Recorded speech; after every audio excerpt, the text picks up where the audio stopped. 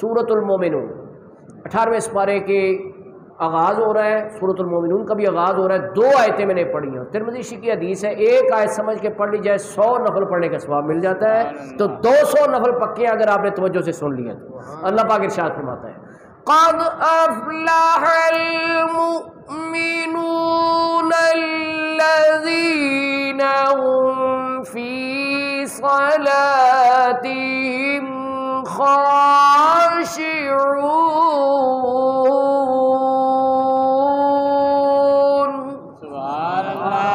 تحقیق وہ کامیاب ہو گئے مومن جو اپنی نمازوں میں خشوع کرتے ہیں۔ خشوع کا مطلب لفظی ہوتا ہے ڈرا ہوا ہونا، دل جھکا ہوا ہونا، ٹھیک ہے؟ مطلب یہ ہے کہ ایسے نماز پڑھے کہ نماز کے دوران خیال دنیا، خیال غیر نہ آئے، اللہ کی بارگاہ میں حاضری کا تصور بندے کے ذہن پر غالب رہے، اور یہ جو ہے قلبی کیفیت ہے۔ لیکن بخاری شریف میں حدیث ہے، رسول کریم صلی اللہ علیہ وسلم فرماتے ہیں نہ تمہارا رکوع مجھ سے پوشیدہ ہے نہ تمہارا خشوع مجھ سے پوشیدہ ہے۔ اچھا رکوع تو نظر آ جاتا ہے نا، میں ایسے کر رہا ہے، کئی لوگ رکوع بھی صحیح نہیں کرتے، خشوع کیا کریں گے بیچارے؟ ہاں جی، ایسے لوگوں کو نماز کا چور کہا گیا ہے، جو نہ رکوع صحیح کرتے ہیں نہ سجدہ صحیح کرتے ہیں، ایسے ایسے ٹھونگے مارتے ہیں۔ ہاں، نہ رکوع میں کیا کرنا چاہیے؟ سر کمر ایک پشت میں ہونا چاہیے، ایک سیدھ میں ہونا چاہیے، ٹھیک ہے نا، سر اور کمر ایک سیدھ میں ہونا چاہیے، اور سجدے میں یہ ہونا چاہیے کہ اپنا انگلیاں قبلہ رخ ہوں، پیشانی اور ناک کو دبا کر لگائے، اور انگلیوں کی جو یہ ہے نا پاؤں کی انگلیاں، ان کا پیڑ جو ہے جما کر لگائے، ٹھیک ہے نا۔ لیکن آپ دیکھیں گے بڑے بڑے پرانے نمازی ہیں لیکن ان کو اس بات کی توفیق نہیں ہے، اور بڑے بڑے پکے نمازی میں نے دیکھے ہیں تعدیل ارکان ان کے پاس نہیں ہے، ایسے چلو بھائی نماز فارغ ہو، یہ اس نماز کو کوئی فائدہ، منہ پہ ماری جائے گی ایسی نماز۔ اس لیے تعدیل ارکان کو سمجھو۔ تعدیل ارکان کیا چیز ہے کہ جب رکوع سے کھڑے ہونا ہے کم از کم 1 مرتبہ سبحان اللہ کہنے کی مقدار کھڑے ہو، ٹھیک ہے؟ اس کے بعد سجدے میں جاؤ، جب اس سے اٹھنا ہے جلسے میں بیٹھنا ہے تو اس میں بھی کم از کم 1 مرتبہ سبحان اللہ کہنے کی مقدار اعضاء کو سکون آنا چاہیے۔ یہ نہیں آدھا سجدے سے اٹھو تو دوسرے سجدے میں چلو۔ میں نے بڑے پکے نمازیں دیکھی ہیں، سال سے نماز پڑھ رہے ہیں لیکن نہ وہ قومے میں صحیح کھڑے ہوتے ہیں نہ وہ جلسے میں صحیح بیٹھتے ہیں۔ ایسی نمازیں جو اللہ تعالیٰ معاف فرمائے اگر قبول کر لے تو اس کی رحمت ہے، وگرنہ یہ اس لائق ہی نہیں ہے کہ قبول ہو۔ ایسے منہ پہ مار دی جائے گی کہ یہ نماز پڑھ کے لائے ہو تم، ایسی نماز پڑھی تم نے۔ غور کرنے کی بات ہے۔ میں ذرا تھوڑا سا جوش میں آ گیا ہوں اس لیے کہ بار بار سمجھایا، بار بار کہا ہے، بار بار پوائنٹ آؤٹ کیا ہے، لیکن میں دیکھتا ہوں ساتھ دائیں بائیں دیکھتا ہوں وہ اسی طرح نماز پڑھی جا رہے، کوئی پرواہ ہی کوئی نہیں ہے۔ تو اس کا حل یہ ہے کہ یہ اپنے پتہ یہ کیا ہوتا ہے، یہ اپنے خیال میں سمجھ رہے ہم نے نماز صحیح پڑھ رہے۔ حل یہ ہے کہ اپنی ذرا جو ہے نا علمیت کا بت توڑے، غرور کا بت توڑے، اور کسی بندے کو کہیں کہ یار میری نماز تو دیکھ ذرا میں کیسی پڑھ رہا ہوں، تو دیکھنا میں پڑھ رہا ہوں گا تو دیکھی جائیں، اور اس میں جو غلطی ہے اس کو پوائنٹ آؤٹ کریں۔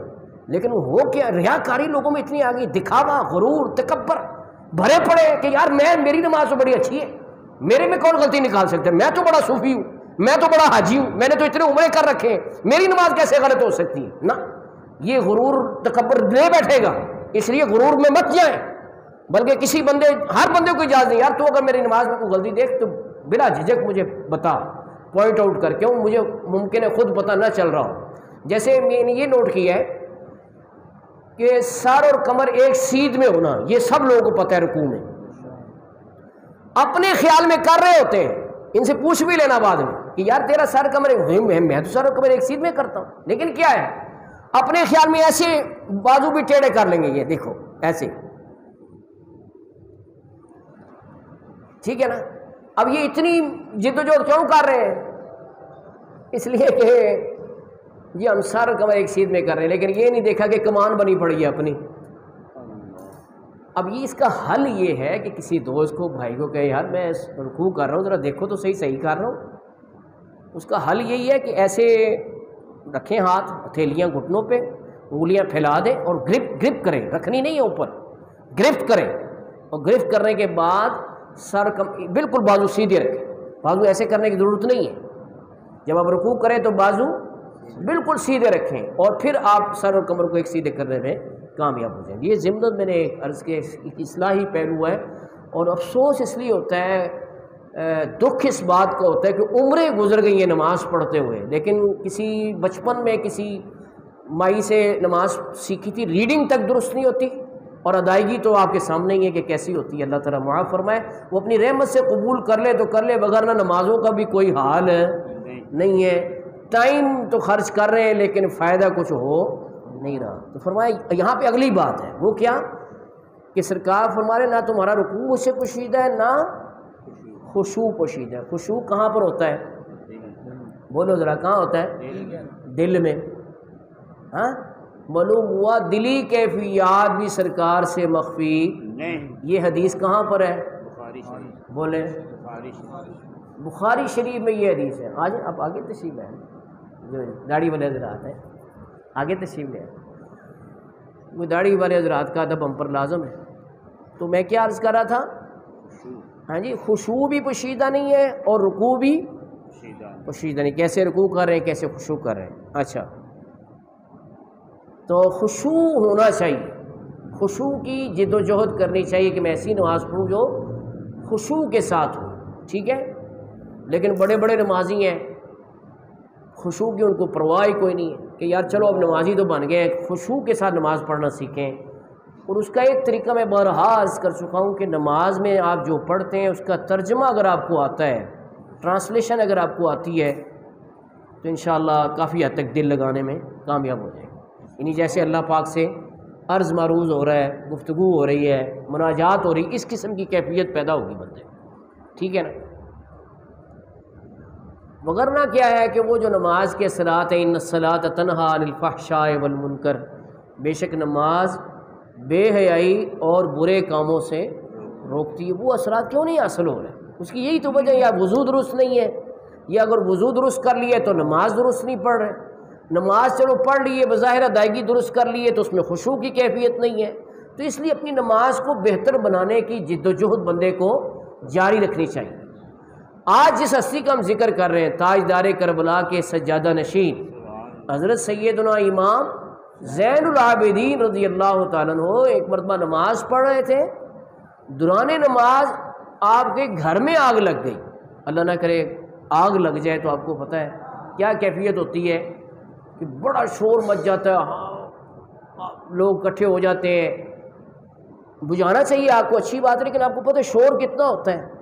لیکن امام زین العابدین رضی اللہ تعالیٰ عنہ آپ نماز میں مگن رہے اور نماز سے اپنے وقت پہ فارغ ہوئے تو لوگوں نے کہا حضرت آگ لگ گئی تھی اور ہم سارے بجھا رہے تھے، آپ کو پتہ نہیں چلا، آپ کو علم نہیں ہوا؟ کہا میں آخرت کے خیال میں اس قدر مگن تھا کہ مجھے دنیا کی آگ کا پتہ ہی نہیں چلا۔ آخرت کے خیال میں اس قدر مگن تھا کہ مجھے دنیا کی آگ کا پتہ ہی نہیں، حالانکہ کتنا شور مچ جاتا ہے۔ آج یہ آ رہا ہے نمازیوں کا کہ دائیں بائیں دیکھتے رہتے ہیں، فلاں کیا کر رہے ہیں، فلاں کیا کر رہے ہیں۔ نماز پڑھ رہے ہیں تو کنکھیوں سے ادھر بھی دیکھ رہے ہیں ادھر بھی دیکھ رہے ہیں، ایسے نہیں کرنا چاہیے۔ امام زین العابدین دیکھو اتنا شور مچا ہوا ہے، آپ کو پتہ ہی ہے کہ اللہ نہ کرے ایسا واقعہ کوئی ہو جائے تو کتنا جو ہے وہ ایک ایمرجنسی کی کیفیت ہوتی ہے، لیکن اس کے باوجود امام زین العابدین رضی اللہ تعالیٰ عنہ کہتے ہیں مجھے پتہ ہی نہیں چلا کہ آگ لگی، میں اس قدر محق تھا نماز میں۔ تو یہ حضرت سیدنا امام زین العابدین رضی اللہ تعالیٰ عنہ کی خشیت ہے اور خشوع ہے۔ اچھا، خشیت کا کیا عالم ہے، خوف خدا کا کیا عالم ہے؟ آج کل حاجی جاتے ہیں نا ہار پہنے ہوئے، حاجی ہاں چھوڑے ہو گئے اللہ کے گھر میں جا رہے ہیں، ہاں؟ لیکن حضرت امام زین العابدین جب احرام باندھا، نیت کی احرام کی، تو لوگوں نے کہا جی ایک مرتبہ تلبیہ پکارنا ضروری ہوتا ہے بلند آواز سے، لبیک اللہم لبیک لبیک لا شریک لک لبیک ان الحمد والنعمت لک والملک لا شریک لک۔ ایک مرتبہ پکارنا ضروری ہے۔ فرمایا مجھے جرت نہیں پڑتی، میں ڈرتا ہوں کہ میں لبیک کہوں تو آگے سے کہیں لا لبیک نہ کہہ دیا جائے کہ تمہاری حاضری منظور نہیں۔ اتنے رتبے والے، اتنے مقام والے، لیکن خوف کا عالم یہ ہے، اسی لیے کہا گیا کہ ایمان خوف و امید کے درمیان ہے۔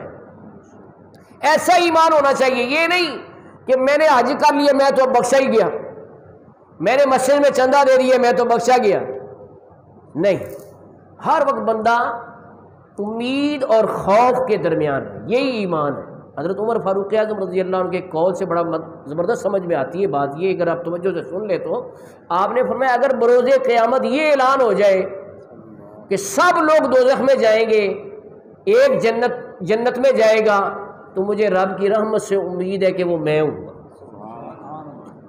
اور اگر یہ اعلان ہو جائے کہ سب لوگ جنت میں جائیں گے، ایک بندہ جہنم میں جائے گا، تو مجھے خوف ہے کہ کہیں وہ میں ہی نہ ہوں۔ اس کو کہتے ہیں خوف اور امید کے درمیان ہونا، یہی ایمان ہے۔ اور امام زین العابدین جیسی عظیم و جلیل شخصیت جو 1000 نفل روزانہ پڑھتے ہیں، کتنے نفل ہیں؟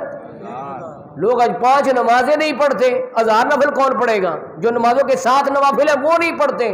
کئی دفعہ میں نے فضائل بیان کیے کہ یار جو پکے نمازی ہو گئے 5 وقت کے، وہ کوشش کرو اشراق، چاش، اوابین، تہجد بھی پڑھنا شروع کر دو، لیکن نہیں۔ دیکھا گیا کہ وہ پوچھتا نا کہ خاص صاحب سے بھئی آپ اشراق چاش پڑھتے؟ کہتے نہیں جی ٹائم ہی کوئی نہیں ہوتا۔ اللہ کے بندو اتنی فضیلت والی نمازیں، چلو تہجد میں تو اٹھ نہیں سکتے، جی اٹھا ہی نہیں جاتا، اتنی گہری نیند ہوتی ہے، مشکل سے فجر پڑھتے ہیں، تو کم از کم اشراق چاش تو بہت آسانی سے پڑھی جا سکتی ہے، کیوں نہیں پڑھتے؟ اتنی اس میں فضیلت ہے۔ حدیث پاک میں ہے کہ ہر جوڑ کے بدلے میں بندے پر صدقہ لازم ہے، کہ اپنے ہر جوڑ کے بدلے میں ایک صدقہ دے، اور 360 جوڑ ہیں، اگر 1 روپیہ بھی صدقہ دے تو 360 روپے تو روز دینے ہوں گے نا۔ لیکن فرمایا جو 2 نفل چاش کے پڑھ لے 360 جوڑوں کا صدقہ ادا ہو جاتا ہے۔ 2 نفل چاش کے پڑھ لے تو رزق میں بھی برکت ہوتی ہے اشراق اور چاش کے نوافل سے۔ تو کوشش کرنی چاہیے 2 نفل ہے، صبح آپ آفس کے لیے، دکان کے لیے جانے کے لیے تیار تو ہوتے ہیں نا، منہ ہاتھ دھوتے ہیں، برش کرتے ہیں، تھوڑا سا اور ہمت کریں تو وضو کر لیں، تو 2 نفل پڑھ لیں، اس میں کون سا ٹائم لگتا ہے؟ تو انشاءاللہ ثواب کا انبار لگ جائے گا۔ کیا مشکل ہے اس میں؟ ہمارے حضرت قبلہ نواز قوم علامہ ابو داؤد محمد صادق صاحب رحمۃ اللہ علیہ ایک بڑی پیاری بات فرماتے تھے یہ جو سنن ہے، یہ نوافل ہے، یہ تو کوئی مشکل ہے ہی نہیں، ان میں مشکل کام تو حسین پاک کر گئے، سب کچھ قربان کر گئے، مشکل کام تو وہ کر گئے، تم سے آسان کام بھی نہیں ہوتے، تو مشکل کیسے کرو گے؟ مشکل کام تو امام حسین کر گئے کہ بیٹے، بھانجے، بھتیجے، بھائی سب کچھ دین کے لیے، شریعت و سنت کی بالادستی کے لیے قربان کر گئے، وہ تو کام کر گئے ہیں۔ اب سوکھے کام اور آسان کام اور سہل کام بالکل ایزی، وہ بھی نہ ہم سے ہو سکے تو پھر ہم کیسے مسلمان ہیں؟ اللہ پاک سمجھنے کی توفیق دے۔